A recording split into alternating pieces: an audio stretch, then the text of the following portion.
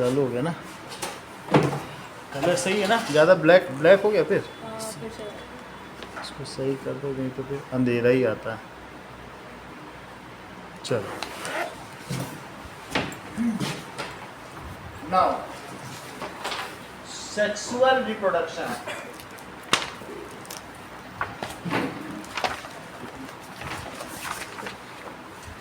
That is the creation of two new cells from one involves copying of DNA। ये तो हम पहले भी जानते हैं कि वन सेल से टू सेल बनते हैं तो डीएनए की कॉपिंग होती है, ठीक है। However, see, for creation of new individual के हम लोग क्या देखते हैं बताओ? डीएनए कॉपिंग, डीएनए की कॉपिंग होती है। So DNA copying is used, but during DNA copying variations are not so much introduced. Variations are there but it is very little, बहुत थोड़े होते हैं। हजारों सालों से बैक्टीरिया में वेरिएशन हो रहे, लेकिन उस पर कितना चेंज आया। बट और ड्यूरिंग कॉपिंग क्या होता है of DNA, errors are introduced, errors हो जाएंगी, which results as variation within the species।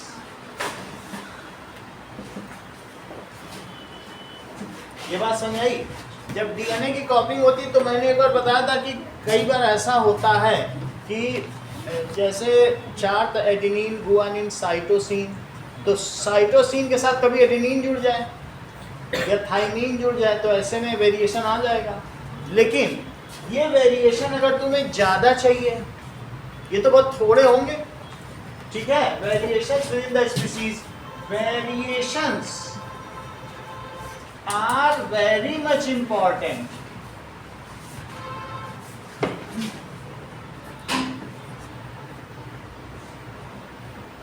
for survival of species।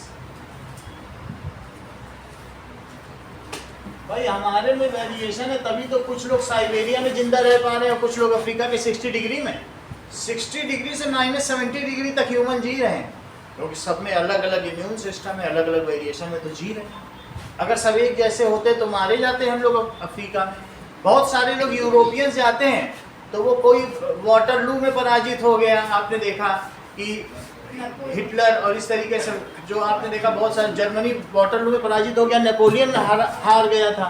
तो क्यों हार गए? क्योंकि वो लोग वहाँ सर्वाइव नहीं कर सकते, लेकिन वहाँ के लोग कर सकते हैं। तो इसलिए to increase variation within the species, sexual reproduction, sexual mode of reproduction is introduced. ज्यादा वेरिएशन आ सके इसके लिए कौन सा मोड लिया गया? To increase variation within the species,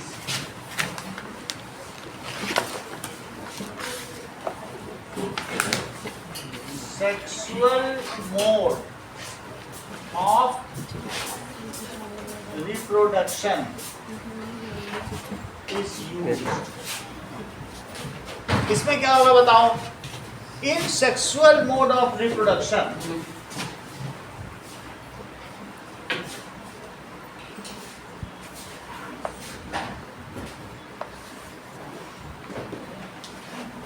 तो हाफ अमाउंट के, मान लीजिए हो सकता है कि ये स्पर्म भी हो सकता है या फिर पॉलन भी हो सकता है। पॉलन किस में होगा? पॉलन होगा प्लांट में, मेल गेमीट, और स्पर्म होगा एनिमल में, और दूसरी तरफ क्या होगा? एक ओवम होगा। तो दैट इज, इसको कहेंगे मेल गेमीट, जिसमें ये पॉलन है और ये है sperm, and this is ovum, female gamete. Female gamete में भी half amount of chromosome. Half amount कितना होता है ऑफ क्रोमोसोम, सब में अलग अलग हैं, इसलिए एन क्रोमोसोम कहा जाता है। हाफ का मतलब है जितनी संख्या जिसमें होती हो, जैसे चींटी में 80 क्रोमोसोम है, हाथी में 13 है, ह्यूमन में देख लिया जाए तो 23 है, कबूतर में 46 है, सब में अलग अलग है। लेकिन जितना भी हो, हम लोगों में पेयर्ड क्रोमोसोम, लेकिन हम लोगों के स्पर्म में या ओवम में सिर्फ 23 ही है, पेयर में नहीं है। बात समझ आई कि नहीं? ओवम में या स्पर्म में पूरे नहीं है, आधे आधे। तो इसमें बताओ कितने क्रोमोसोम होंगे? एन 23। अब जैसे इसमें 23 है, लेकिन पता नहीं पेड़ में कितने हो, अलग अलग पेड़ के अलग अलग क्रोमोसोम। तो जितने भी हैं, अगर आधे क्रोमोसोम है तो उसको कहते हैं हैप्लॉइड। क्या कहेंगे? हैप्लॉइड। एन है तो हैप्लॉइड, इसकी प्लॉइडी क्या है? हैप्लॉइडिक है। और 2n है, फुल अमाउंट है, तो उसे क्या कहेंगे? डाइप्लॉइड। तो हम लोगों की बॉडी में फुल हैं तो डाइप्लॉइड हुए। अब इन दोनों से क्या होगा बताओ? इन दोनों में क्रॉसिंग ओवर होगा। तो क्रॉसिंग ओवर में इस ओवा पे क्या होगा? क्या ये स्पर्म आ जाएगा? ठीक है, और अपना न्यूक्लियस इसके साथ फ्यूज कर देगा, तो ये क्या बनेगा? फिर ये जो इसका अपरेटस है, इसकी यहीं तक सफर थी, ये फिर जिद्दी जनरेट हो जाएगा, इसकी मृत्यु हो जाएगी। लेकिन अब n और n मिल करके क्या बन गया बताओ? 2n। अब इसकी प्लॉइडी चेंज हो गई, अब ये कितना हो गया बोलो? डाइप्लॉइड। ठीक है, तो ये चीज क्या हो जाएगा? डाइप्लॉइड। डाइप्लॉइड का मतलब है अब इसमें पेयर्ड क्रोमोसोम हो गए। तो जैसे हमारे फादर ने हमको आधा क्रोमोसोम दिया 23, और मदर ने कितना दिया बोलो? 23। अब जब मदर की फैलोपियन ट्यूब में वो दोनों मिले होंगे तो वहां पर क्या बन गया होगा? जाइगोट। समझ में आ गई कि नहीं? तो फिर इस तरीके से हमको फुल क्रोमोसोम मिल गया। फिर उसके बाद माइटोसिस होती रही, इसका रिपीटिशन हो गया और इतना बड़ा हम मल्टीसेलुलर ऑर्गेनिज्म बन गए। सो इससे लेकिन हमें फायदा क्या हुआ? कैसे तुम ये कहोगे मयंक कि इससे वेरिएशन ज़्यादा इंट्रोड्यूस हुआ? बिकॉज जो अब यहाँ पर बना, ये क्या बन गया बताइए? जाइगोट। तो मैं ये कह सकता हूँ when male gamete fuses with female gamete, it forms zygote। क्या बनाता है? And this process is known as fertilization। समझ में आई? When fertilization क्या है? When male gamete बोलो या मेल जर्म सेल बोलो या मेल सेक्स सेल बोलो, जो भी आपको बोलना है बोलिए, fuses with female gamete, female germ cell या female sex cell, then zygote is formed। इससे जाइगोट बनेगा। And this process is known as fertilisation, और इस प्रक्रिया को निषेचन कहते हैं। And this process is called fertilisation. Okay, तो अब इससे फर्टिलाइजेशन हो जाएगा। लेकिन अभी भी बात वहीं की वहीं है। मैं ये कहना चाहता हूँ कि चलो ठीक है, हमारे हर सेल में एक न्यूक्लियस है, और न्यूक्लियस में हर क्रोमोसोम डबल है। ये नंबर 1 क्रोमोसोम है, और ये कौन सा है? नंबर 2, और ये नंबर 3 है, जरा छोटा होता है। नंबर 4 मीडियम साइज का होता है, लेकिन सबके अलग अलग पैटर्न है। बात समझ आई? ऐसे क्रोमोसोम है, और फिर एक एक्स और वाई। एक्स बड़ा होता है और वाई कैसा होता है? छोटा होता है। सही है? तो वेरिएशन कैसे आया? हमें जो नंबर 1 क्रोमोसोम मिला उसमें एक फादर ने दिया और एक किसने दिया? बदल दिया। अब ये जो पूरा क्रोमोसोम है तो डीएनए से बना है। इसमें कोई एक जीन है, मान लो 1000वां जीन है, तो 1000वें जीन में इनके अंदर जो सेल है माँ की भी है पिता, लेकिन इन्होंने पिताजी की नाक पाई है। तो इनके पास दोनों ऑप्शन थे, पिताजी की भी नाक पा सकते थे, माँ की भी नाक पा सकते थे अंकुर। लेकिन चूंकि इनके पिताजी की जो नाक थी, 1000वें जीन की बात कर रहा हूँ, पहले क्रोमोसोम का जो 1000वां जीन है वो नाक के शेप को डिटरमाइन करता है। वैसे तो 2000 जीन, हर एक क्रोमोसोम में कितने जीन होते हैं? Gene is a functional unit of chromosome which determines one character within us, जो हमारे अंदर एक कैरेक्टर दे दे, या which is responsible for formation of one protein और सिंथेसिस ऑफ वन प्रोटीन, उसे क्या कहते हैं? जीन। तो अब यहाँ से इन्होंने दो तरीके के नाक का ऑप्शन था, और अगर इन्होंने मान लीजिए पिताजी की पाली तो उसको कहेंगे फादर की नोज डोमिनेंस है। लेकिन इन्होंने तीसरे जीन में, जो कि हमारे होंठ के ऊपर के शेप को डिटरमाइन करता है, इन्होंने माँ के होंठों का शेप पाया। बात समझ में आई कि नहीं? लेकिन इनका जो टेक्सचर है, कलर, माता और पिता का मिल के आ गया, इनका सांवला कलर आ गया, क्योंकि दोनों का कलर को डोमिनेंस है।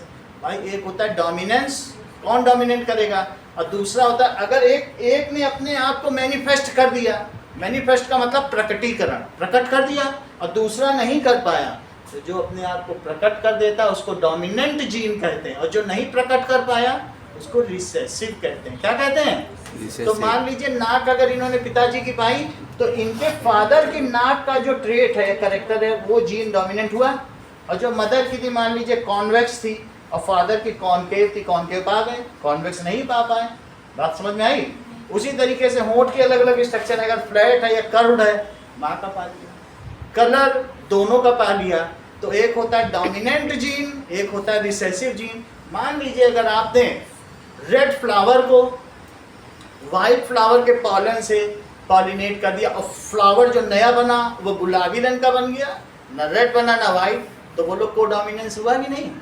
और मान लीजिए उससे जो नया बनता वो रेड बन जाता, तो रेड कलर डोमिनेंट हो जाता, वाइट बन जाता तो वाइट डोमिनेंट, और कभी कभी दोनों भी आ जाते हैं, तो ऐसा भी हो सकता है। लेकिन जो भी हो, तो क्या इससे वेरिएशन बढ़े नहीं? हम आधे फीचर अपने ही चेहरे पे माँ के पा रहे हैं, आधे पिता के, और सिर्फ पिताजी जन्म दिए होते तो तुम्हारा सारा चेहरा पिताजी का होता। माँ ही जन्म दी होती तो सारा चेहरा, तो तुम्हारे बॉडी में जो 50,000 फीचर हैं उसमें आधे आधे तुमने पाए हैं सबके। सो क्या is this not enhance the variation within us? So किसमें रैपिड ग्रोथ हुई, किसमें वेरिएशन ज़्यादा तेजी से बदले? जब से सेक्सुअल रिप्रोडक्शन शुरू हुआ है इस धरती पर, तब से स्पीशिएशन की गति बढ़ी है। एक के बाद नहीं तो वही पैरामीशियम, यूग्लिना, क्लेमाइडोमोनास होते, उससे ज़्यादा कुछ बढ़ पाता? लेकिन सेक्सुअल रिप्रोडक्शन में इतने ज़्यादा कंट्रास्ट आते गए। जैसे हमने तुमको चीता और चीती का उदाहरण दिया था कि उनमें ज्योग्राफिकल आइसोलेशन होने के बाद एक में दूसरा चेंज आया, दूसरे में दूसरा चेंज आया, उन लोगों ने एक दूसरे से मेटिंग करने से ही मना कर दिया, तो 2 स्पीसीज हो गई। एक टाइगर बन गया तो एक उसी में चीता बन गया, एक लायन बन गया। बात समझ में आ गई कि नहीं? और सब एक ही प्रजाति के हैं। तो दैट इज फीलाइंस, बिल्ली की प्रजाति के। जैसे फॉक्स हुआ, डॉग हुआ, वुल्फ हुआ, ये केनाइन है, भेड़िया। और ये सब चीता, शेर, बाघ, ये फीलाइन है, बिल्ली की प्रजाति हैं। सब एक ही से जन्मे हैं। लेकिन देखो सेक्सुअल रिप्रोडक्शन की वजह से कितने सारे स्पीसीज बन गए कि नहीं बन गए? चलो, तो अब हम देखेंगे सेक्सुअल रिप्रोडक्शन में गेमीट होते हैं। और गेमीट कहाँ प्रोड्यूस होते हैं? गोनाड में। That is what does it mean by gonad? Sexual organ. उसे क्या कहेंगे? Sexual organ. बात समझ आ गई? सो इन दिस, हमारी बॉडी में जो 2 तरीके के सेल हैं, ये देखो हमारी बॉडी में 2 तरीके के सेल हैं। एक सेल तो वो हैं जो पूरी बॉडी में है, तो उनको सुजैन क्या कहते हैं बताओ जरा? जो पूरी बॉडी में है, उन सेल का क्या नाम है? लेट कर रहे बताओ। दूसरा नाम बताओ, ठीक है आप बताओ। Stem cell. और जो हमारे गोनाड्स में पाए जाते हैं, इसे तो गोनाड्स कहेंगे, इसमें कौन सा सेल है बोलो?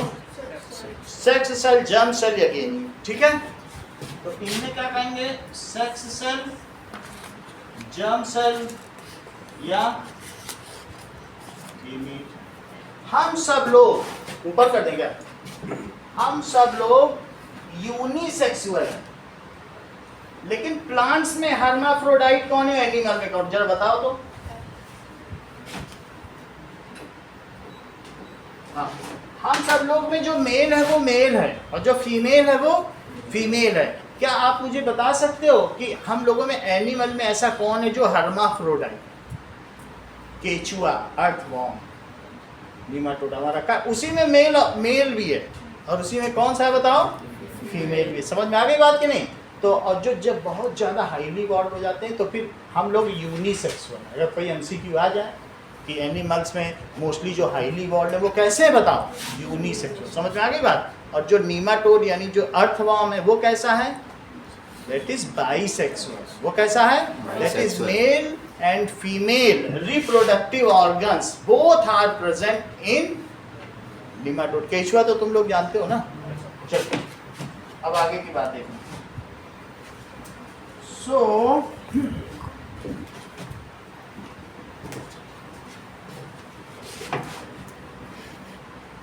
जो सोमा सेल हैं पूरी बॉडी के सेल्स, उनमें फुल अमाउंट ऑफ क्रोमोसोम है और जो जर्म सेल है उसमें हाफ है।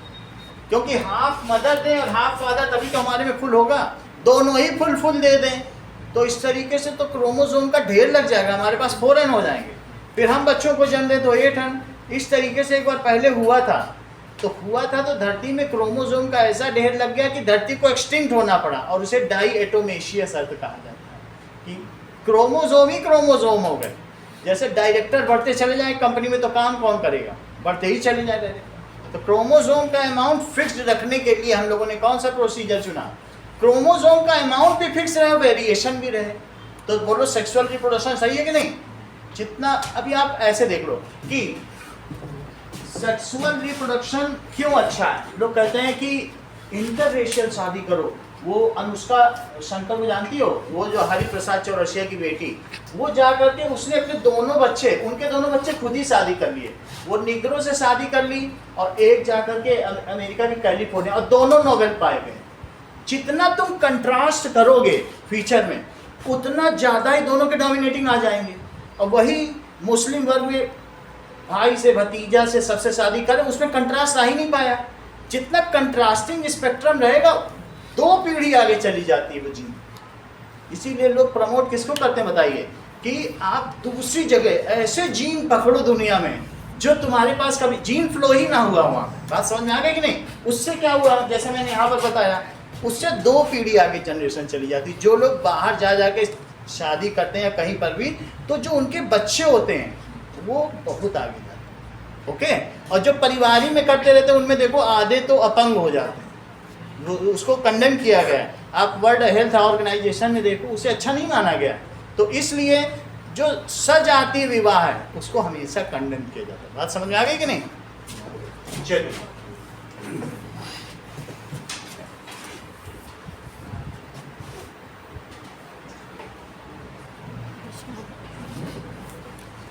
So,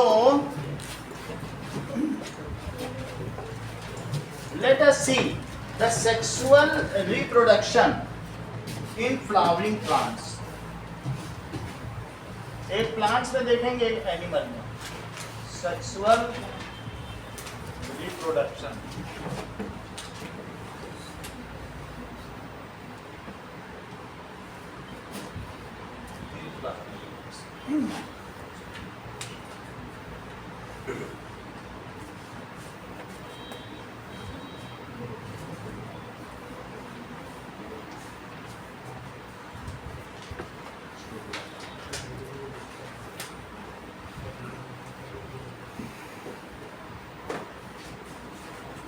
थोड़ी देर के लिए इसे ऑफ कर दो वीडियो।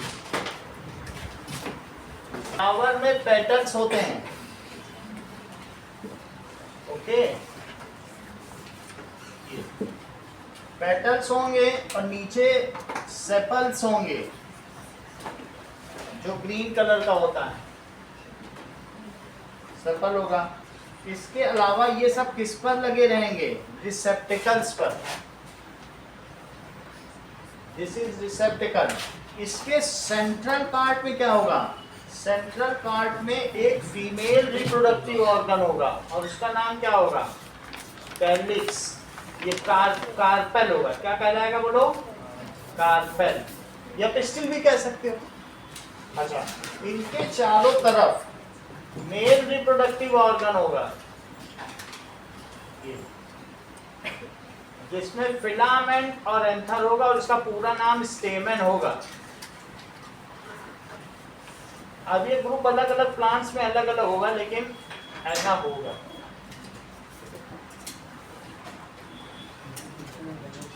जैसे मैंने थोड़ी देर पहले बताया कि इसके अंदर पॉलन ग्रेन है, ये हमेशा इसे नीचे होगा। क्यों ऐसा होगा कि इसी का इसमें न गिर जाए। सजातीय फर्टिलाइजेशन, एक होता है सेल्फ पॉलिनेशन, एक होता है कि क्रॉस पॉलिनेशन। ये फ्लावर खुद ही इसको कंडेम करता है कि हमारा ही हम में गिर जाएगा तो फिर वेरिएशन नहीं आ पाएगा ना। तो हमेशा जो इसकी हाइट होगी इसकी बड़ी होगी कि इसका वाला जाके और कहीं गिरे और इसका वाला और कहीं। बात समझ में आए कि नहीं? तो इसका स्टिग्मा हमेशा ऊपर होगा और ये नीचे होंगे। बात समझ में आ गई? चलो, तो ये कौन कौन से पार्ट हैं? This is रिसेप्टिकल। जैसे हम लोगों में टेस्टिस और इसी तरीके से रिप्रोडक्टिव मेल रिप्रोडक्टिव सिस्टम होता है, फीमेल इनका रिप्रोडक्टिव सिस्टम इनका फ्लावर है। तो प्लांट में रिप्रोडक्टिव ऑर्गन कौन है इनका? फ्लावर। फ्लावर में ही एक ही में दोनों है, मेल रिप्रोडक्टिव ऑर्गन भी है और फीमेल रिप्रोडक्टिव ऑर्गन। समझ आ गई बात? चलिए, तो किसी प्लांट्स में अगर मान लीजिए मैं ये गुड़हल या हिबिस्कस का प्लांट लूं, तुम्हारे विचार से अंशुप्रिया ये हिबिस्कस का जो पौधा है जिसको मैंने ट्रांसवर्स सेक्शन काटा है, ये बाइसेक्सुअल है या मोनोसेक्सुअल? और पपाया फिर कैसा है? मोनोसेक्सुअल। एक मेल पपाया का पेड़ होता है और एक फीमेल। जब घर में पपीते का पेड़ लगाया था तो दो, फिर एक में से दूसरे में, जिससे क्रॉस पॉलिनेशन। पपाया कैसा है बताओ? तो पपाया इज मोनोसेक्सुअल। इसका क्या मतलब है? In its flower either stamen will be there. इसमें क्या होगा? या तो स्टेमन होगा, पुंकेसर, या फिर जायांग होगा। This is स्टेमन। स्टेमन के दो पार्ट कौन कौन से हैं?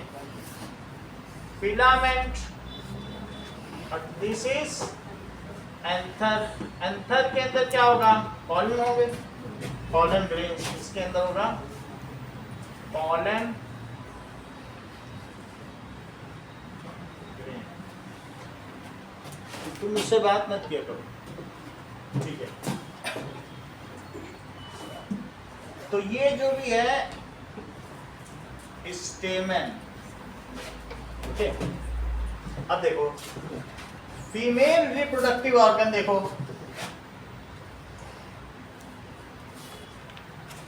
फीमेल रिप्रोडक्टिव ऑर्गन, इसके 3 पार्ट हैं। बताओ अरविंद कौन कौन से हैं?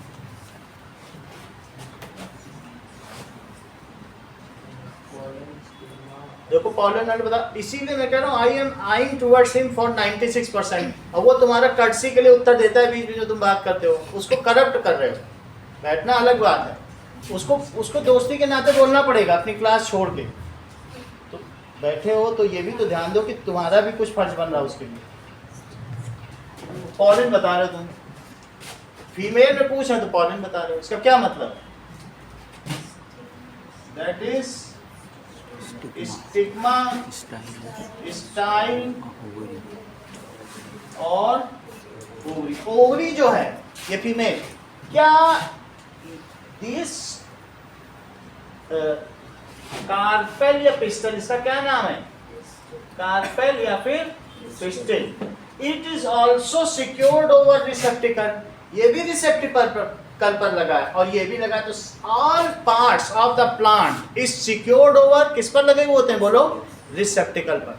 ये रिसेप्टिकल। और जब ये फ्रूट बनेगा, जब इसका फर्टिलाइजेशन हो जाएगा, इसके अंदर कौन होता है बताओ?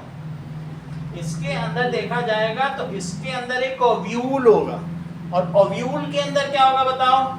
ओवम। ओव्यूल के अंदर क्या होगा? ओवम। ये जो ओव्यूल होगा ये इससे सिक्योर्ड होगा और ये नीचे से खुला होगा, ऐसे ऐसे। ये देखो जरा, ये कैसा होगा, नीचे से खुला होगा, ठीक है। ये उसकी फिंगर लाइक स्ट्रक्चर है जिसे फिम्ब्रे कहेंगे, ओके। तो ओवरी के अंदर क्या पाया गया बताइए, ओव्यूल, और ओव्यूल के अंदर क्या पाया गया, ओवम। जैसे हम लोगों में मदर वॉर्म है, तो मदर वॉर्म के अंदर यूट्रस, और यूट्रस के अंदर इम्प्लांटेशन होता है ना एग का, वैसा ही है इसमें। तो अब यहाँ पर ये चीज क्या हो गया बताइए, ओवम। समझ में आ गई बात। 3 पार्ट हैं पिस्टल के या कार्पल के, बोलो कौन कौन से हैं, stigma, style and ovary. Stigma sticky होता है, ओके। अब जरा देखो, इसको कहेंगे पेटल, इसको क्या कहेंगे, सेपल, सही है, petal and sepal. Let us see the about flower.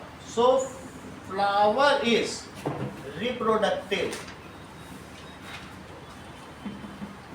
organ of plant if it has male as well as female reproductive organ, it is called bisexual. For example, marigold, hibiscus.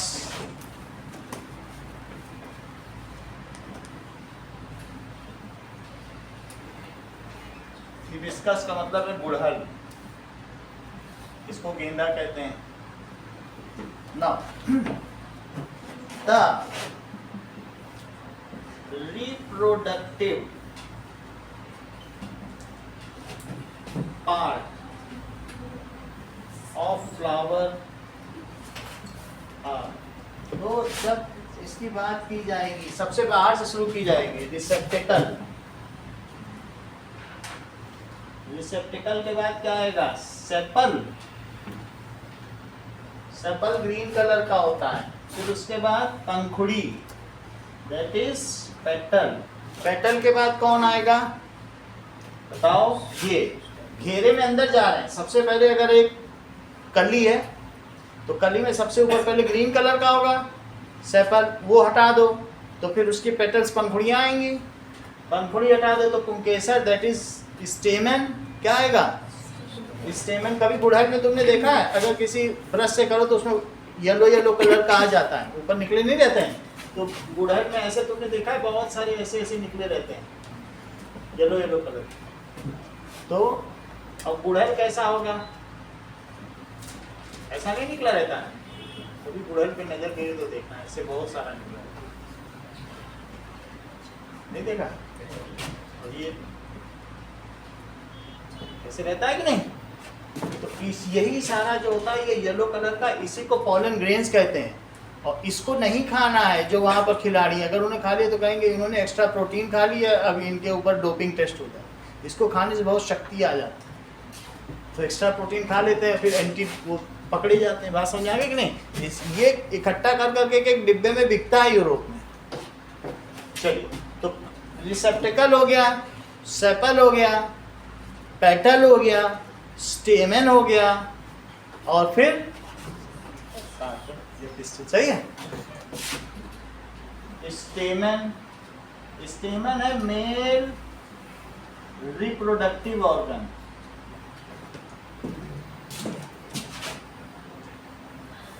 And last is carpel. Carpel या pistol, कुछ भी हो, female reproductive होता है।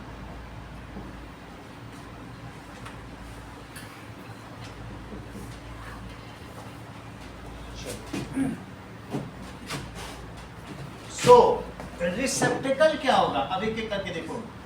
रिसेप्टिकल, that is, it is the base of flower.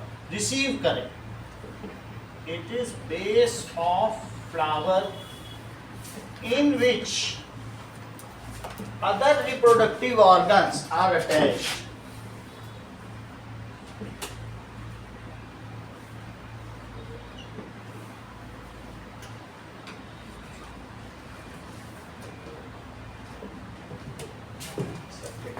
Sepals, जितने sepals होंगे, मान लीजिए ऐसे 1 2, कभी कभी ऐसा होता है सेपल्स, तो जितने भी सेपल्स होंगे उतने ही 5 का सेट होता है, तो उतने ही अंदर पेटल्स भी होंगे। बात समझ आई? तो 5 सेपल तो अंदर क्या होगा, ये तो 3 का सेट होगा तो उसको ट्राइमरस कहेंगे, और 5 का सेट होगा तो पेंटामरस। किसी किसी फ्लावर में 3 पंखुड़ी होगी ना, तो तब 3 पंखुड़ी होगी तो 3 ही उसके ऊपर सेपल्स भी होंगे, तो उसको ट्राइमेरस कहना। और जिसमें 5 का होगा तो उसको क्या कहोगे, पेंटामरस। ठीक है, तो इट इज सेपल्स क्या होता है, the green leaf like part,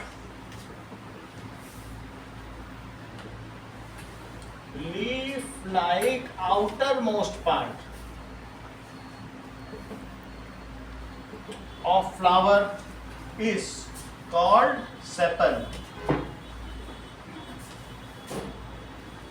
is called sepal। Sepal के ग्रुप को कैलिक्स कहते हैं और पेटल्स के ग्रुप को करोला। ऐसा होता है। वो जय बच्चन की पिक्चर में तुमने देखा था, अमिताभ बच्चन की, उसने जय भादरी में पूछा कि करोला क्या होता है, उसने कहा करेला। वो झूठ मूठ का बन के गया था बायो का टीचर, करेला इज वेरी बिटर, ऐसे बोला। तो कोरोला किसको कहेंगे, पेटल्स के ग्रुप को कोरोला और इसके सेपल्स के ग्रुप को कैलिक्स। क्या कहेंगे, the group of sepal is called calyx, कि उनका कैसा अरेंजमेंट है उसे क्या कहेंगे, कैलिक्स। और ये इसमें इंडिविजुअल क्या है, समझ में आ गई बात कि नहीं। सो ये हो गया sepal. Its group is called calyx। Next देखो,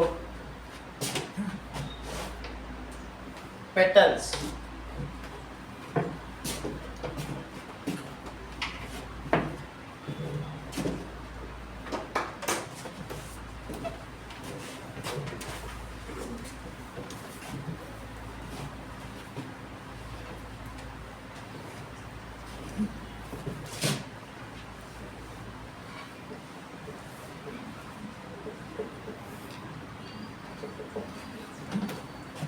Petals, the colorful part of flower are called, the colorful part of flower is called petals। It also has fragrance। कभी कभी इन्हीं फूलों में देखो गेंदे में महक आती है, ऐसा क्यों होता होगा रिया, बताओ। यस, जैसा कि अभिषेक ने बताया कि जो प्लांट्स हैं वो चल नहीं सकते, उनमें लोकोमोशन हो सकता है, तो वो कहेंगे कि किसी भी बी से या किसी से भी इंसेक्ट से तुम आओ, हम तुमको नेक्टर देंगे, सब कुछ देंगे, बस तुम अपने पैर में मेरे थोड़े से पॉलन लगा लेना और जहाँ दूसरी जगह जाना वहाँ छोड़ देना, हमारा पॉलिनेशन हो जाएगा, हमारा भला हो जाएगा, हमारी भी आगे जनरेशन चलती रहेगी, तुमको जो ले जाना है हमारे पास से, खुशबू भी देंगे, नेक्टर देंगे, तुम जाकर हनी बना लो। बोलो बात समझ आई कि नहीं। जैसे वो हम लोगों को क्या कहते हैं, वो हमको देते हैं, कहते हैं हम तुमको पूरा पल्प दे रहे हैं, पूरी जान लगा दे रहे हैं, आम के साथ पल्प दे रहे हैं, तुम बस मेरी गुठली को कहीं फेंक देना, हम चल नहीं सकते, हमारी भी संतति चलती रहे, इसीलिए इतना एहसान कर देना, क्योंकि वो लोकोमोट तो नहीं कर सकते। तो जैसे वो हमारे लिए इतना कर रहे हैं, 90% फूड हमें दे रहे हैं कि खा के बस फेंक देना, वैसे ही वो पॉलिनेशन के लिए भी क्या करते हैं, नेक्टर, हनी, फ्रेग्रेंस, सब कुछ वो दे रहे हैं कि नहीं फ्लावर में, इतना अट्रैक्टिव बना रहे हैं कि बी उनके ऊपर आए और फिर उनमें से जो भी लेना है ले ले, लेकिन उनके पॉलन्स उनके पैर में लग जाएंगे तो भाई पहुंच जाएंगे, पॉलिनेशन हो जाएगा। अब जरा देखो, so it also has fragrance. Group of petals are called corolla. Group of petals are called corolla। ठीक है। Now it is for attracting insect for pollination, इसका यही पर्पज है। So this is for attracting, colour भी इसी वजह से है insect for pollination. स्टेमन क्या है? It is male reproductive organ.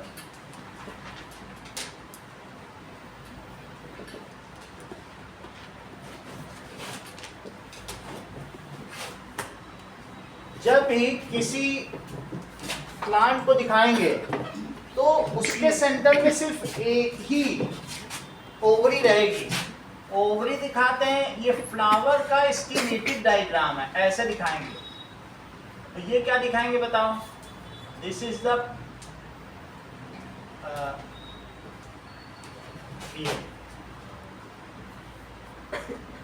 इसको क्या दिखा दिया गया? अंदर में क्या दिखाया बताओ?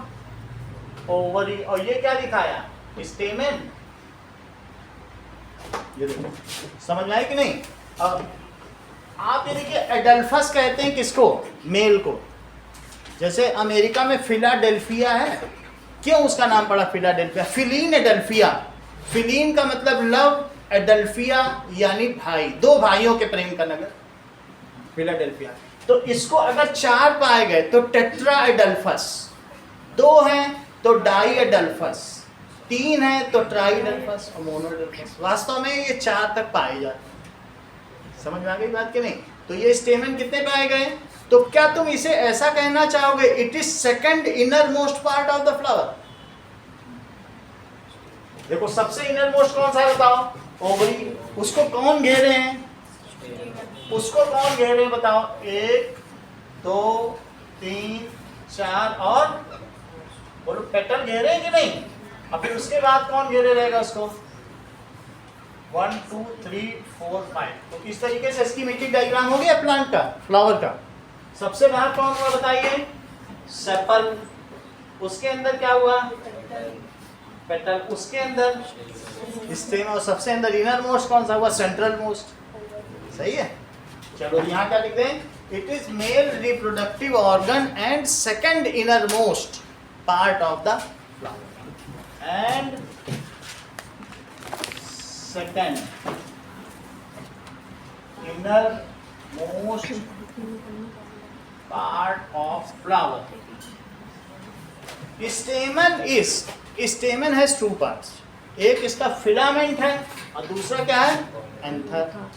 एंथर के अंदर क्या है?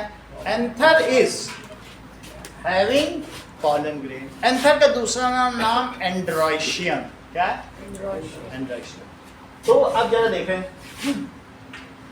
So it has 2 parts. कौन कौन से हैं बोलो? फिलामेंट, दैट इज स्टैक, लंबी डंडी, filament and anther. Anther in cases, anther के अंदर क्या भरा रहेगा? In cases pollen grain which are microscopic male reproductive unit haploidic. ये क्या है बताओ? वास्तव में ये जैसे हम लोगों में स्पर्म है उसी तरीके से उसमें क्या है? हैप्लॉइडिक यूनिट है. बात समझ में आ गई कि नहीं? माइक्रोस्कोपिक यूनिट है. Germ cell, male germ cell. इसके अंदर क्या है बताइए? pollen grain is male germ cell which is haploidic. सही है. देखो इस चीज को.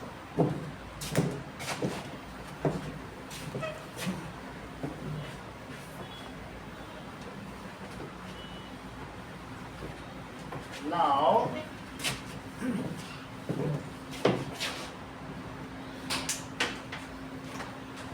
pollen grain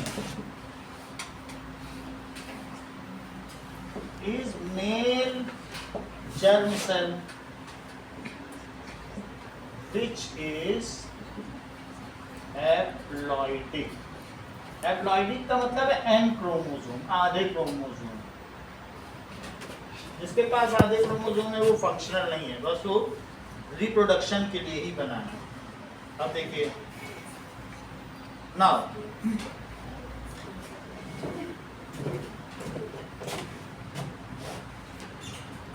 it may be more than one in number. It कभी कभी एक भी हो सकता है, मोर देन 1 इन। अगर एक होगा तो मोनो एडल्फस है, लेकिन ज़्यादातर प्लांट्स हमारे जो चारों तरफ पाए जाते हैं वो डाई एडल्फस टेट्रा एडल्फस होते हैं। चलिए, ये जो पॉलन ग्रेन है यहाँ पे आपको दिखाई दिया, ठीक है? तो ये पॉलन ग्रेन ऐसे होगा, देख लो, अगर मान लो मैं ऐसे ऊपर का दिखाऊं और नीचे का भी दिखाऊं तो ये ऐसे है,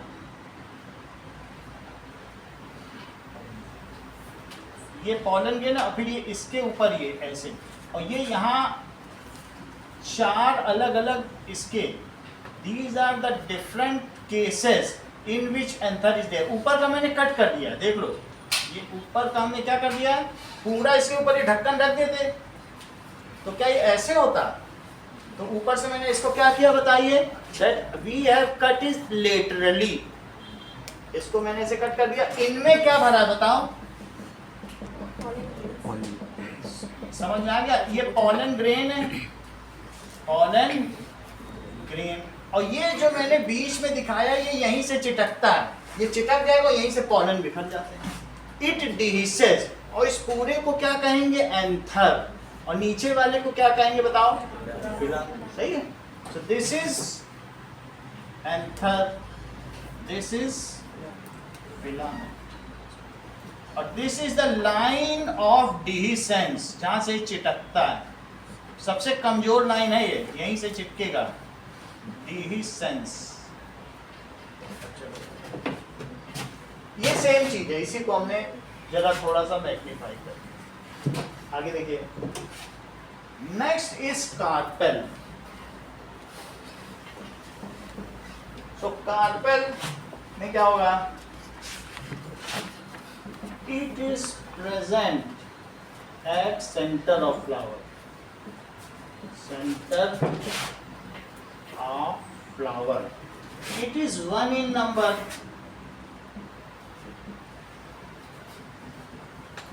कभी कभी इसके अंदर एक ही ओवम होगा और कभी कभी बहुत सारे भी ओवम होंगे और एक साथ हो जाएंगे। अगर बहुत सारे ओवम होंगे तो बहुत सारे सीड बनेंगे फर्टिलाइजेशन में, जैसे कि अनार, जैसे कि अमरूद। सिंगल ओवम है तो मैंगो, मैंगो तोड़ो कितने सीड मिलते हैं, तो जितने सीड बन रहे समझो उतने ही उसके अंदर ओव्यूल होंगे, ओव्यूल उतने ओवम। समझ आ गई बात? ओव्यूल भी मल्टी ओव्यूल्ड भी होते हैं, अलग अलग ओव्यूल में अलग अलग ओवम, और फिर वो अलग अलग, जैसे संतरे की फांक खोलो तो अलग अलग केस निकलते हैं, तो अलग अलग ओव्यूल में अलग अलग ओवम। और एक ही फांक में भी बहुत सारे बीज होते हैं, संतरे में देखा है कि नहीं? इसका मतलब एक ही ओव्यूल में कई सारे भी ओवम हैं और डिफरेंट ओव्यूल्स हैं। जैसे संतरे में 6 फांक होती या 8 होती होंगी, तो उतने ओव्यूल है, वो काउंट कर ले। समझ में आ गई बात कि नहीं? तो there are the flowers, they are having invariably single ovary but many ovule, and within ovule there are many ova। ऐसा हम फलों को देखते हैं, जैसे बीज पता चलेगा भाई, आप संतरा देखो, अलग अलग जितने तुम्हें फांक दिख रहे हैं वो उसकी ओव्यूल है, और हर फांक में जितने बीज दिख रहे हैं वो उसके ओवम, वो फर्टिलाइज होके, यही फर्टिलाइज हो गई तो बीज बनेगा, सीड। सही है? चलिए, सो ओवरी इज 1 in नंबर। क्या होगा बताइए?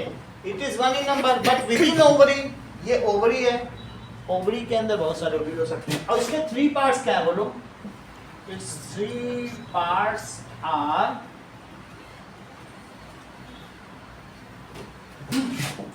स्टिग्मा। स्टिग्मा कैसा है? स्टिकी, ये स्टिकी होता है। पॉलन ग्रेन अगर इस पे एक बार गिर जाए तो वो फिर खिसक के कहीं जाएगा नहीं, चिपक जाएगा। और दूसरा क्या है? Style, that is narrow neck, narrow neck which connects stigma to ovary.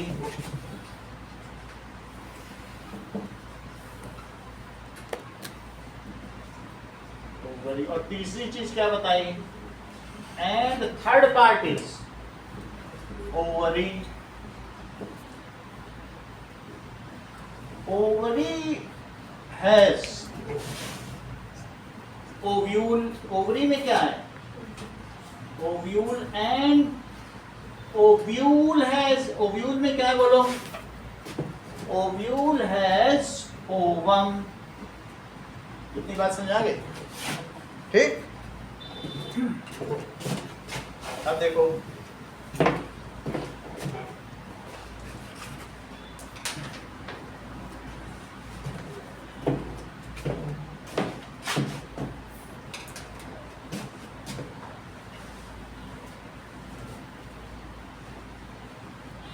तो ये जो हमारे पास ओवरी है, इसको और देखो तो ये कैसा होगा, इस तरीके से, दिस इज ओवरी, ओके। और यहां पर मैंने क्या दिखाया, ये क्या ओव्यूल है, ओव्यूल। और ओव्यूल में क्या बताया मैंने, ये फिंगर लाइक स्ट्रक्चर है जिसे मैंने इंटीगमेंट कहा था। अभी क्या कहा था, इंटीगमेंट। ये जो finger like structure fallopian tube में भी तो होता है ना अपना, ऐसे, तो ओवरी में उसी तरीके से इनमें भी है। इस अब यहाँ पर ये हमने क्या दिखा दिया बताओ, दिस इज ओवरी के अंदर का स्ट्रक्चर जिसमें मैंने ओव्यूल बना दिया। ये देखो, अच्छा वीडियो भी दिखाएंगे, पहले अभी थोड़ा समझ लो। इसके अंदर ये क्या है बताओ, ओवम, सही है। ये उल्टा है क्योंकि इसमें डस्ट ना जाए, देखो कितने केयर से रखा हुआ है, अंडे पे डस्ट ना चले। तो इसको शैलेजल एंड कहेंगे और इसको माइक्रोपाइलर एंड कहेंगे। अभी हम लोग पॉलिनेशन और फर्टिलाइजेशन देखेंगे तो उसमें हम देखेंगे डबल फर्टिलाइजेशन, ठीक है, और ट्रिपल फ्यूजन का क्या मतलब है, क्योंकि बुक में दिया हुआ है। तो ये दोनों एंड समझो, ऊपर वाले एंड को क्या कहेंगे बोलो, शैलेजल एंड, और नीचे वाले को क्या कहेंगे, माइक्रो पाइलर एंड, ओके। ये क्या चीज है बताइए, दिस इज नोन एज, अभी मैं इसे ओवम कह रहा हूं लेकिन इसका दूसरा नाम है मेगा स्पोर। अच्छा, उसको मैंने माइक्रोस्कोप की कही थी यूनिट ना, इसका नाम है mega spore. This egg is mega spore. इसकी प्लॉइडी 2 है, ये अभी जर्म सेल नहीं है, अभी इसकी प्लॉइडी क्या है, ये 2n का है। जबकि पॉलन ग्रेन वहां, उसकी प्लॉइडी कितनी है बोलो, इसके अंदर सब पॉलन भरे हुए हैं। जरा ध्यान दो, अब यहीं से शुरू हो जाती है बात पूरी। ये जो है इसका नाम क्या है, यही ओवम है लेकिन इसे कहेंगे मेगा स्पोर। क्या कहेंगे बोलो, अभी इसका 8 टाइम्स डिवीजन होगा। जरा बुक में देखो, तुम्हारे में दिखाया है क्या, ये देखो सारे 8 सेल्स बीच में दिखे हैं, इसी के बारे में देखें। 8 दिखाया गया कि नहीं, 3 सिनर्जिक सेल्स, पोलर न्यूक्लियाई, ठीक है, और एंटीपोडल सेल्स पूरे बने हुए हैं कि नहीं। अब आगे का सुनो, तो मैंने इसे क्या कहा बताओ, इट इज ओवम। ओवम का दूसरा नाम क्या है, मेगा स्पोर। देखो इसको ओवम, और इसको लिखो मेगा। चलिए, तो we have seen all parts that is reproductive organs of flower. देखिए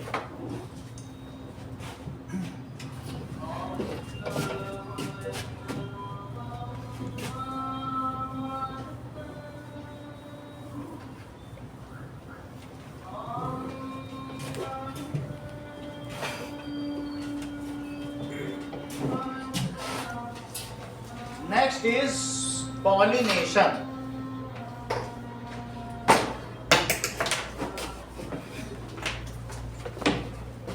तो कुछ चीजें देखें, फर्टिलाइजेशन होगा, पॉलिनेशन होगा, सीड बनने तक तो इसे करना पड़ेगा। अगर सीड बन गया तब तो नया प्लांट बनेगा ना। हम क्यों पढ़ रहे हैं इसको, हमको ये चीज जानना है एक प्लांट से सीड कैसे बन जाता है। सीड बन जाएगा, उसकी अगली जनरेशन हो गई, फिर इसको छोड़ देंगे, बोलेंगे तुम्हारा काम तो हो गया। हमें यही समझना था कि तुम सीड कैसे बना लेते हो। वास्तव में जिन बच्चों को हम जन्म देते हैं वो सीड ही तो हैं। तो प्लांट ने अगर सीड को जन्म दे दिया, सीड को तो ऐसे ही फेंक दो तो नया प्लांट आ जाएगा। So we have to only understand that how the seeds are formed. अच्छा, अगर मान लो ये सीड बन गया तो जो ओव्यूल होगा वो सीड कोट बन जाएगा, और ये जो ये है ना ओवरी, ये क्या बनेगी बोलो, यही पल्प होगी। और ये जो ओवरी के बाहर है ये आम की पेरिकार्प होगी, छिलकन। ये endocarp, pericarp, mesocarp, endocarp, seed coat, seed, सब ये बनने के लिए बैठे हैं। यही ओवरी ही तो क्या बन जाती है, फ्रूट। बोलो बात समझ आई? और कितनी मीठी होती है, बोलो बात समझ आई? फिर से समझो, जैसे ही अगर मान लो इसके अंदर पॉलन ग्रेन गया, ये सीड बन गया। अगर ये सीड बन गया तो सीड के ऊपर की कोट भी होगी। जो तुम्हारा आम है ना, उसके ऊपर की जो हार्ड कवरिंग है, जो स्क्लेरेनकाइमा है, वो सीड कोट है। अंदर गुठली निकलती है तो सीड, ये सीड कोट। अच्छा, ये पार्ट जो है ये मैंगो का पल्प बन जाएगा, ठीक है, इसे मीजोकार्प कहें। ये पल्प समझ लो, ये उसका छिलका। तुम्हारे मन में आएगा लेकिन सर एप्पल तो उतना मीठा नहीं होता है। अरे एप्पल रिसेप्टिकल से बनता है, जो रिसेप्टिकल से बनेगा वो कहां से मीठा हो जाएगा। एप्पल ही एक ऐसा फ्रूट है जो रिसेप्टिकल फूल जाने से बनता है, और उसी में ये चीज अंदर ही चली जाती है। वो हम लोग बाद में देख लेंगे, लेकिन तुम्हें समझ में आ गया? It is ovary which develops as a fruit, it is ovule which develops as a seed coat, and it is ovum which develops as a seed. बोलो बात समझ में आ गई? Let us see. तो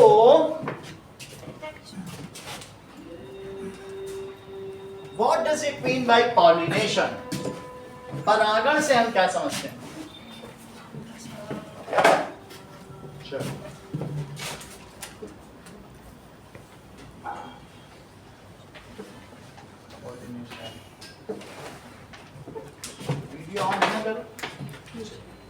So, transfer of pollen grain from anther of a stamen to stigma. तो अगर मान लीजिए किसी एंथर से ये इसमें ट्रांसफर हो जाए, इस चीज को एंथर ऑफ ए स्टेमन, किसके एंथर से? स्टेमन ही तो है। Transfer of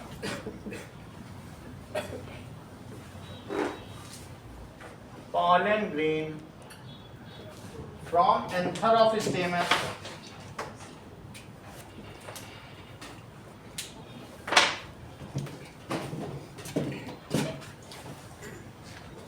stamen male reproductive organ है।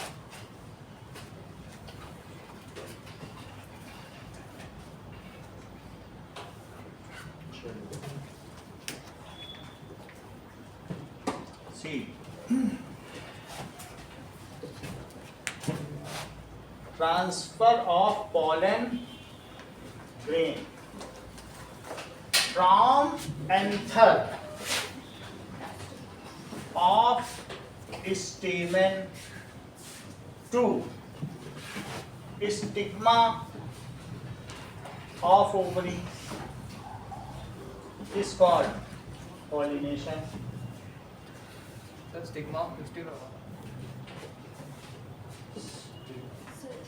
स्टिग्मा ऑफ सही है? लो और चक्कर सही है।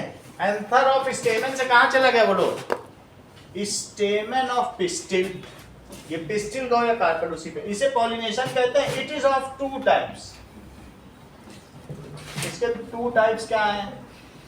सेल्फ पॉलिनेशन, स्वपरागण, self pollination.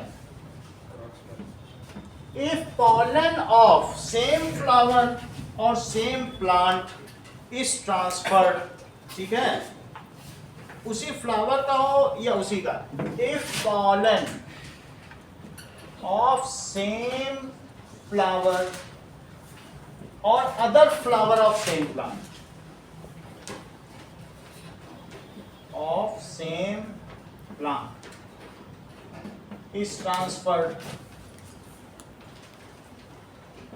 to its stigma,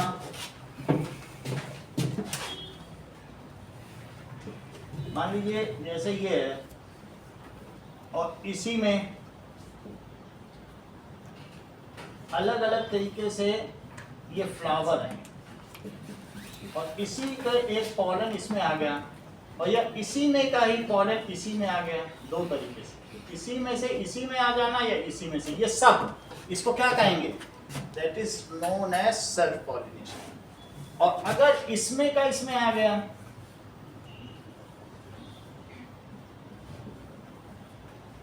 इसमें, तो क्या कहेंगे, ये cross pollination. Then it is called self pollination.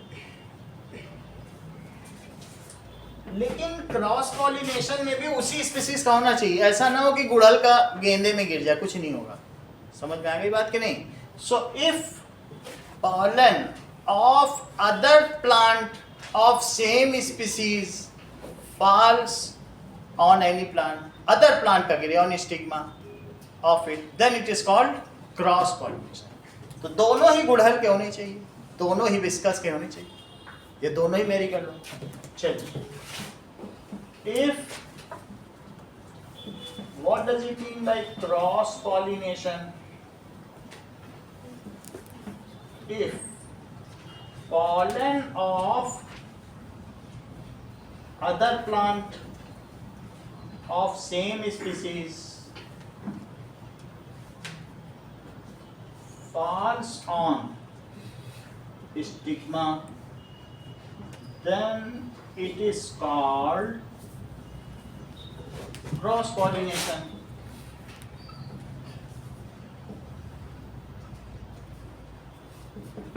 Pollination is a physical process. It can be achieved by air, water or insect। हवा के द्वारा भी हो सकता है, पानी में बह के भी, पानी में बहुत सारे होते हैं फूल, एक से बहते बहते दूसरे में पहुंच गए भाई एयर, और इंसेक्ट से तो हमने बता ही दिया। सो पॉलिनेशन ये बिल्कुल भी केमिकल प्रोसेस नहीं है, is a physical process and can be achieved by air, water और insect। insect भी इसका एक वेक्टर हो सकता है।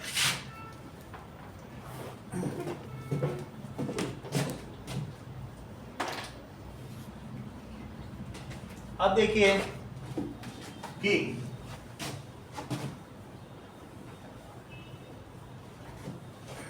हमने पॉलिनेशन देख लिया। वंस पॉलिनेशन इज डन, एक बार अगर मान लीजिए इसके ऊपर एक पॉलन गिर गया, ये तो क्या होगा, ये इसके पास भी एक यहाँ पर न्यूक्लियस है, इसको क्या कहेंगे, मेल न्यूक्लियस। ठीक है, पॉलिनेशन किसी भी तरीके से हो, एक बार तो पॉलिनेशन हो गया, गिर तो गया ना। अब क्या गिरा इसके ऊपर बोलो, पॉलन। कहाँ गिर गया, स्टिकी स्टिग्मा पर। ठीक है, वंस पॉलिनेशन इज डन,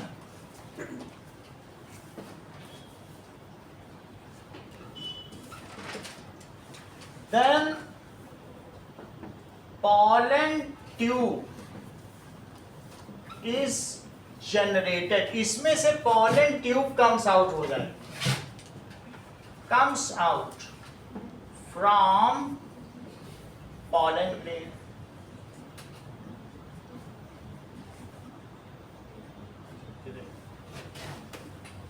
सही है, तो ये अब मान लीजिए यहां से ये पॉलन ट्यूब निकली, पॉलन ट्यूब, तो पॉलन ट्यूब कहां जाएगी बोलो,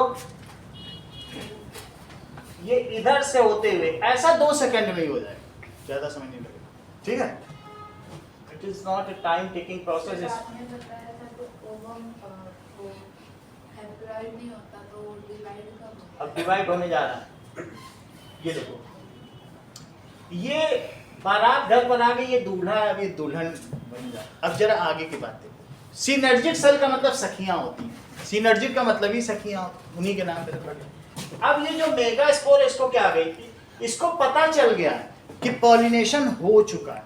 अब इसके बाद जो इसमें से पॉलन ट्यूब निकली, यही तो कीमोट्रॉपिज्म है, उसको पता चल गया कहां से जाना है। बात समझ आ गई कि नहीं? तो वो उसको मालूम है कनात कहाँ लगा, यहाँ पर, यहाँ जाना तो पीछे से जा रहा है कि नहीं, so it goes through micropylar and, कहां से जाएगा, जरा आगे देखो, इसको मैंने क्या कहा, दैट इज मेगा स्पोर, ये 2n है, इस ये जो सेल है ये 2 पार्ट्स बढ़ जाएगी, तो ये जो मेगा स्पोर है नाउ इट विल डिवाइड, देखिए ये किस में डिवाइड हो गया बताइए, दैट इज, इसको कहेंगे कि mitotic division, mitotically DNA replication followed by cell division, DNA replication के बाद क्या 4n हो जाएंगे, बात समझ आ गई। तो अब जरा देखो इसमें क्या होता है बताइए, डीएनए रेप्लिकेशन अगर होगा तो एक ही सेल में क्या डबल अमाउंट ऑफ क्रोमोसोम हो जाते हैं, इसको क्या कहेंगे 4n, इसको लिख लो डीएनए रेप्लिकेशन, और फिर तुम्हें माइटोसिस भी पिछले क्लास में बताई जा चुकी है, ठीक है। तो डिवीजन 1 माइटोसिस को तुम क्या कहते हो बताओ, ये बता दो मन, इसकी प्लॉइडी क्या है, तब हम समझ जाएंगे।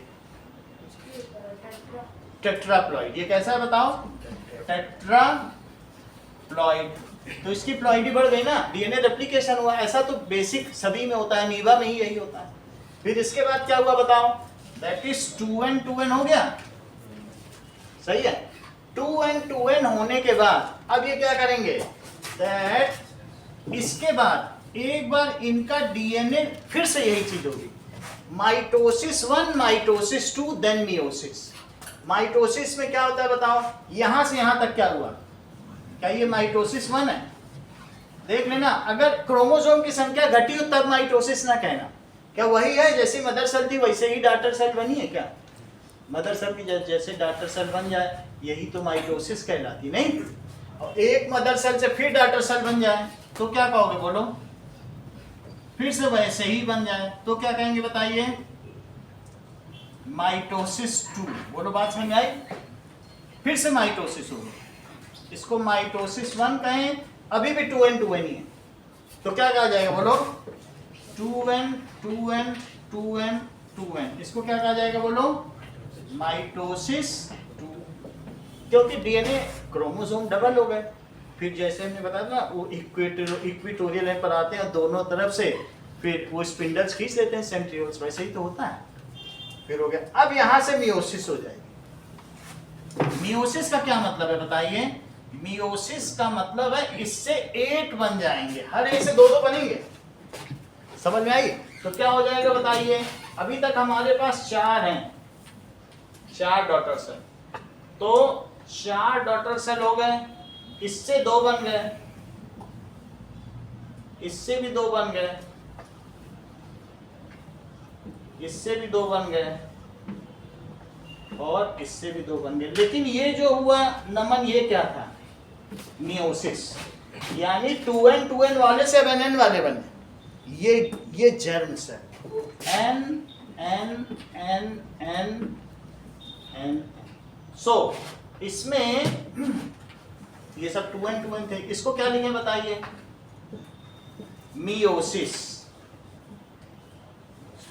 ठीक है कि नहीं, हमारी बॉडी के सेल से ही जर्म सेल का बनना मियोसिस है, जो टेस्टिस या ओवरीज में बन रहा है वो मियोसिस हो रही है, और पूरी बॉडी में जो सेल बढ़ते चले जा रहे हैं वो माइटोसिस हो रही है कि नहीं, क्रोमोसोम नहीं बदल रहा है, लेकिन जो टेस्टिस है वहां तो बदल जा रहा है ना, जो ओवरी है वहां तो बदल जा रहा है, वहां मियोसिस हो रही है, तो अब समझ में आ गई, यानी megaspore subdivides into 8, किसमें बदल जाता है बोलो, 8 germ cell, megaspore subdivides into 8 germ cell by mitosis 1, ये हो गई माइटोसिस 2 एंड मियोसिस 1, मियोसिस एक ही बार में, ये लाइन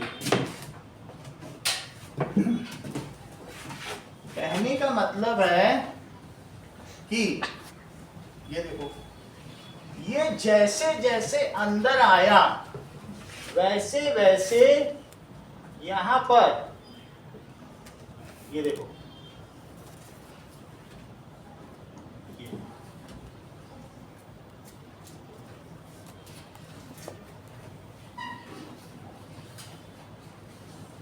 ये इंटीटमेंट है, 3 सेल यहां आ गए, ये देखो 2 पोलर न्यूक्लियाई और 3 एंटीपोलर। ये और यहां पर कौन था बोलो? पॉलन ग्रेन था, पॉलन ग्रेन। तो इसमें से क्या निकला बोलो? पॉलन ट्यूब है। सही है। 8 सेल हमने बताया आपको, कितने सेल काउंट करो?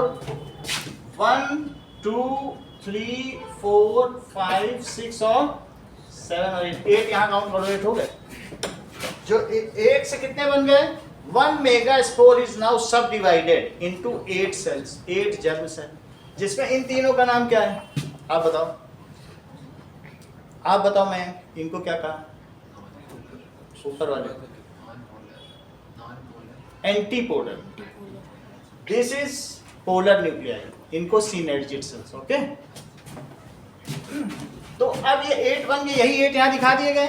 इन तीनों को क्या कहा गया? एंटीपोलर सेल्स। इन्हें क्या कहा गया बोलो? Polar nuclei. और इसे क्या कहा गया? Synergid cells. सही है। ये मुख्य है, ये दुल्हन है। सही है। अच्छा, अब कुछ क्या होता है, इसमें से जो न्यूक्लियस इसके अंदर गया, न्यूक्लियस जब मेन न्यूक्लियस जाएगा तो एक बन जाएगा जनरेटिव न्यूक्लियस, एक बनेगा वेजिटेटिव न्यूक्लियस। 2 बनेंगे। कौन कौन से बोलो? एक बनेगा वेजिटेटिव और दूसरा क्या बनेगा? उसका भी डिवीजन हो गया।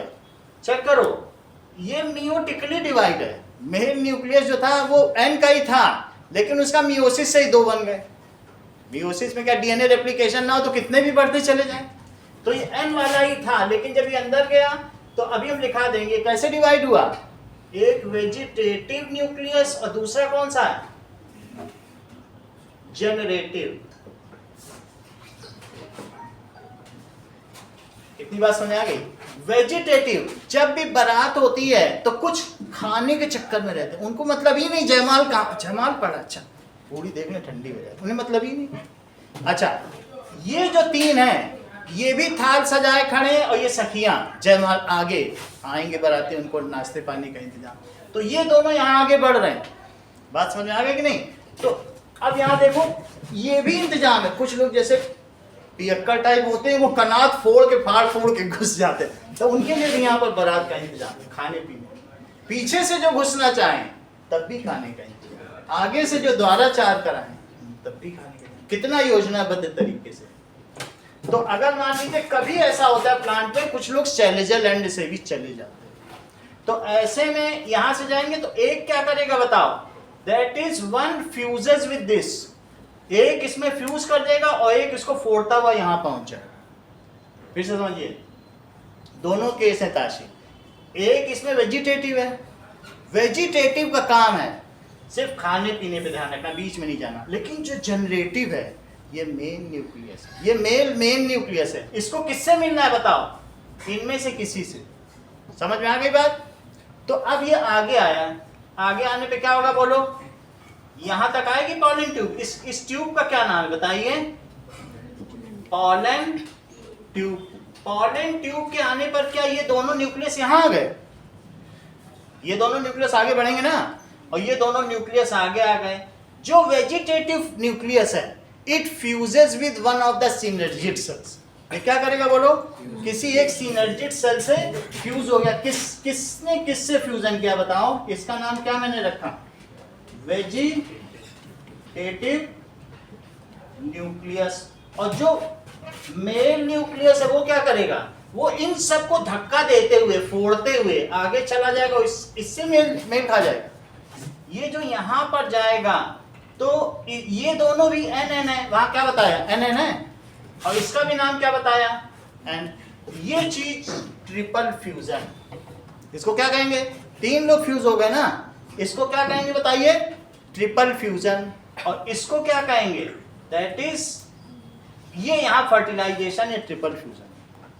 इसका मतलब समझो कि क्या क्या हो रहा है। कुछ चीजें अब लिखें, थोड़ी चीज लिख लें, फिर हम आगे बढ़ जाएंगे। चलो, as once pollen, pollination is done, तो क्या हुआ बताइए? pollen tube comes out from pollen grain, ठीक है।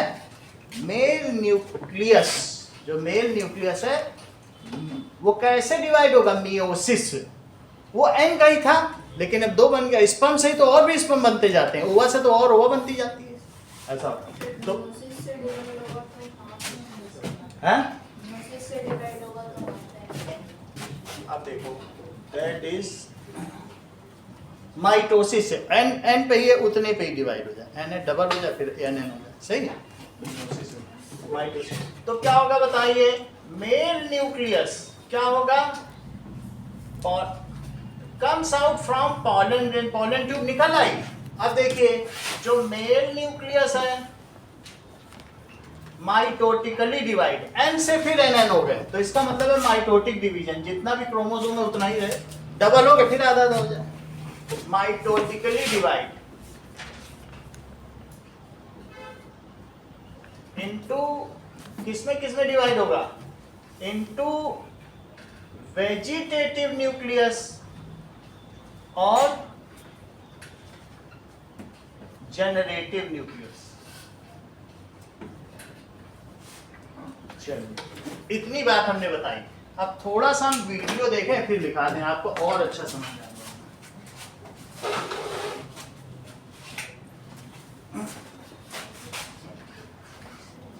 Triple fertilization is combinedly known as double fertilization. कोई 2 जगह होगा ना, इस चीज को वहां पढ़ें, कोई जल्दी नहीं, फिर अगली बार भी समझ लेंगे। देखो इस चीज को क्या नाम हुआ, तो देखो ये बोल क्या रहा है कि कैसे ये चीज आगे हुई। ये These fusions are called single. Vegetative nucleus है, ये डीजनरेट हो जाएगा। यहाँ तक जाने के बाद अब वेजिटेटिव न्यूक्लियस का कोई काम नहीं है, ये खत्म हो जाएगी। ये सिर्फ उसको बढ़ाने के लिए था, पॉलन ट्यूब की ग्रोथ के लिए।